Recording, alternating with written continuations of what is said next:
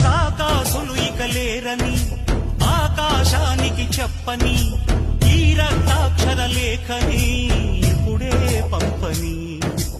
అన్నం పుణ్యం ఎరగని మా సీమకి రమ్మని ఆహ్వానం అందించని మెరిసే చూపుని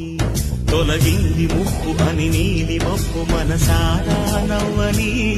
చిరుజల్లు ముక్కు మన ముంగిలంత ముత్యాలే చల్లని ఆశాసు గంధమై